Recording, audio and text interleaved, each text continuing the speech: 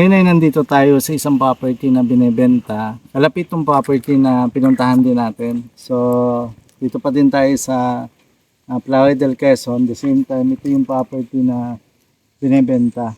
So, ito yung kalsada. Hindi sakop yung kalsada ng property.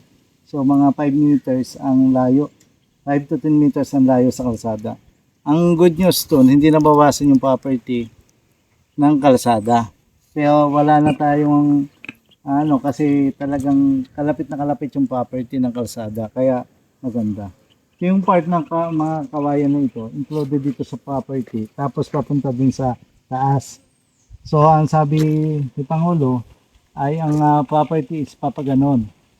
So, ibig sabihin, itong part na to, hindi ito kasali. Yung part niya. Pero yung sa may taas doon, kasali siya doon sa property. Okay, papaganon to. So, ang gagawin natin, pupunta tayo dun kasi nandun yung may mas magandang daan para makapunta tayo doon sa taas at nandun yung lote. Okay. Dito.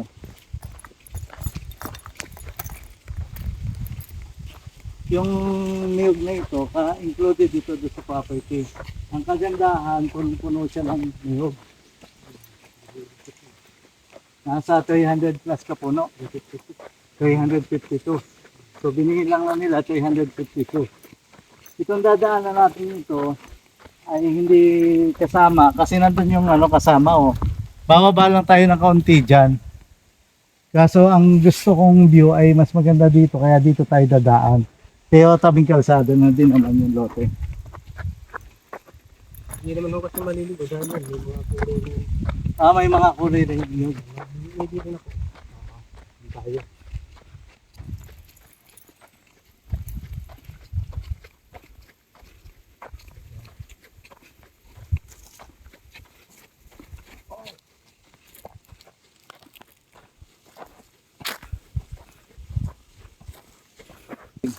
Dito, kung mapapansin niyo, ngayon yung kalsada. Dito, na dinaanan natin, hindi kasama. So sa nyug na yun, sa may ekis na yun, doon, kasama na yun, ang lote. Yan, pataas. So, Yan, may bilang.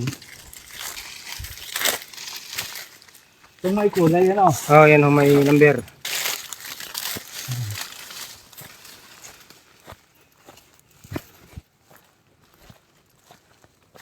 So yun, may mga number na siya. Yung mga puno. So, tulad dito, number. So, dito, punta ka dito. 144. Kasama na siya dun sa property. Kasi pinabilang na nila. So, lahat yan makikita natin na may mga kulay ay kasama na dun sa lote. Ito pala, Yan, ito. May pagitan. maganda dito magbahay. Dito. Nandito ang bahay, Ito may mga Tapos, madaming bunga anyog. Maganda. Kasali na pala to, Yan. So ngayon, Pangulo, May mga yan ang boundary. May mga number na. Yan. Ito na yung lote. Napakaganda pala din, Ano nga ngayon? Anong prutas yun? Yugyugan. Hindi, yun. Talisay. Talisay ba yun? Ayun, kabilang yun, talisay din. O yun, yung talisay. Yan. Yugyugan. Hindi. Parang wala naman. Okay, so ito na yan. Mismo yung property. Napakaganda. Tabing kalsada. Mabababa pa ang puno. Liit pa yun. Kaya namumunga na, Andun. Playa del Quezon, ang layo po nito sa Manila ay mga 4 hours. Nasa Manila ka na. Sa Lopez kasi, more or less mga 5 hours ang travel. Sa Lopez ka na, ito mas malapit sa Manila. Yan. Napakaganda oh. Yung mga bulak. Pag nakuha mo ito, swerte ka na. Napakaaliwala.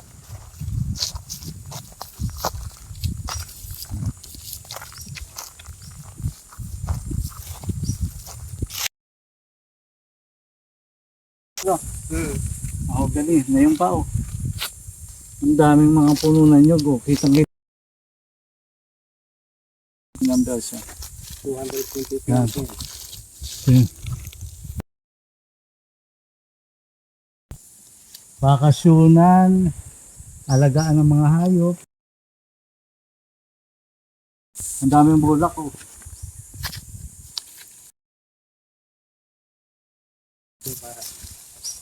Ito yung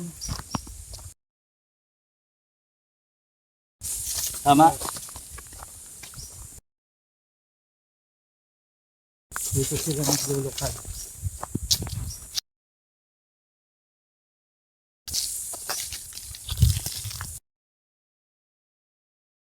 Punta ka agad dito.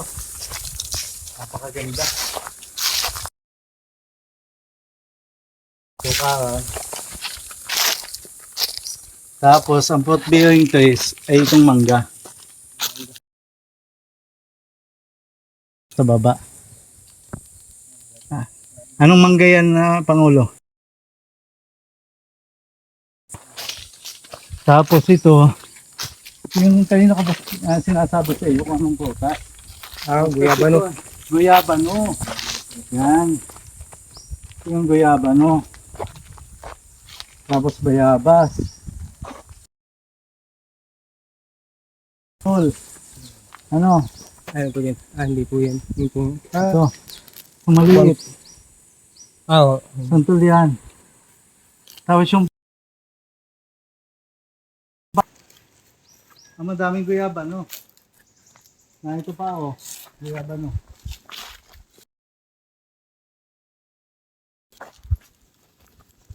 Bakit ang dami dito?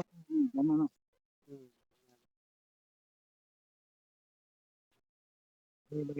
Yung maliit. Yan dyan. Ang dami. Oh. Tapos may sapa pa pala. May sapa din.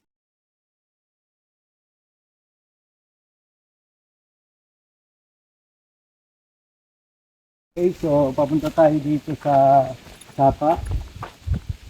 Kasi dun sa part na yon, makikita natin may mga number pa yung puno na niyog. Ibig sabihin, included siya dun sa property. Dahil ang lahat ng mga puno dito na namumunga ay may number. Yan.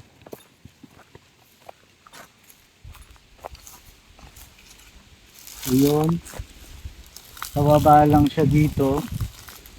So I think doon niya tandaan.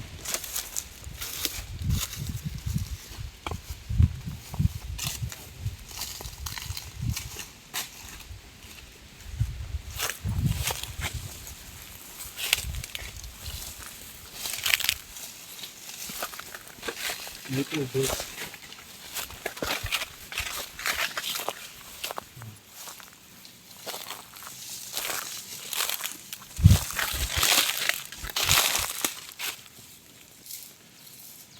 Tayo mo muna. Dito na tayo sa gilid ng property. Ito. May mga number po. Ibig sabihin ito yung included. Tapos, ito po yung boundary, itong sapa. Kapag ganyan. So, ibig sabihin yung kabila po ngayon, hindi nakasali dun sa property na ibinebenta. Ano nga bang pangalan nito? Tibig. Ito po yung tibig na nakikita natin sa mga video. Na kapag may tibig, may source ng tubig. At ito po ay kinakain. Yan papunta po doon. So ang daming tibig dyan. Ngayon po, wala pong tubig ang sapa kasi tag-init. So pag tag-ulan po, siguradong mayroon pong tubig yan. Ano po? So yan yung source ng tubig dito. Ayun na po dito. So dun sa ano naman, sa source ng tubig, kailangan lang natin magpahukay para makakuha tayo ng tubig kasi tubig naman dito sa area. May palusong po siya, tapos may paahon. Pero yung palusong na yun yung sapa. Kung saan natin nakikita yung sapa. Madami din palang mangga ang ulo. Hindi lang yung nakikita natin. Hugani, Ito. mangga. Madami mangga. Oh, nakita pa yung tibig oh. Ito yun oh.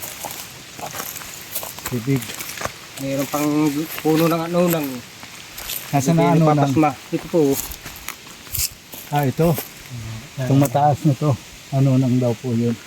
Gamot yun, gamot. Na pag mabainat. So yan. Ito yung ating property. 1.3 hectares. Matatagpuan ito sa bayan ng Lawi del Quezon.